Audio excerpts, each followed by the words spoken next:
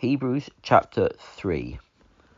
Therefore, holy brothers, partakers in a heavenly calling, consider the apostle and high priest of our profession, Jesus Christ, who was faithful to him who appointed him, as Moses was faithful in all his house. For the one was counted worthy of more glory than Moses, in that he who builds the house has more honour than the house itself. For every house is built by someone, but the one who builds all things is God. Moses was faithful in all God's house as a servant, testifying about those things that were to be spoken later. But Christ is faithful over God's house as a son, whose house we are, if we hold fast the confidence and the rejoicing of our hope firm to the end.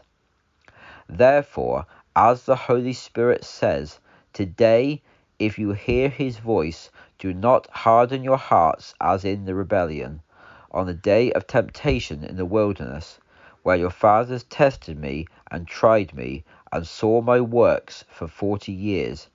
Therefore I was angry with that generation, and said, they always go astray in their heart, and they have not known my ways. So I swore in my wrath, they shall not enter my rest. Be attentive, brothers, lest there be in any of you an evil, unbelieving heart, and you depart from the living God.